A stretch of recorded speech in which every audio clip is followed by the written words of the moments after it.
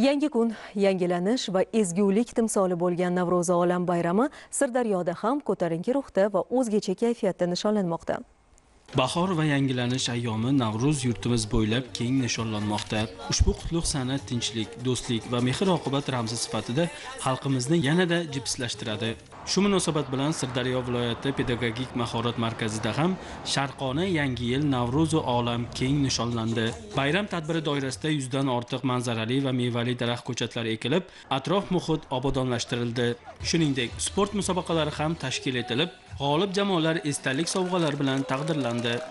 Bayram tadbirimizda kun davomida milliy taomimiz sumalak tayyorlash, sport musobaqalari tashkil etish, bundan tashqari eng muhimi butun respublikamiz bo'ylab hozir juda keng miqyosda amalga oshirilayotgan Yashil makon loyihasi doirasida ham ishlarni amalga oshirdik. Bugun biz 120 dan ortiq mevali va manzarali daraxt ko'chatlarini ekdik jamoamiz bilan.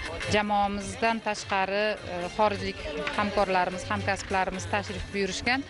Sirdaryo viloyati pedagogik mahorat markazi xodimlari Navro'z olamni ana shunday ezgu niyatlar va shod-xurramlik bilan qarshi oldi.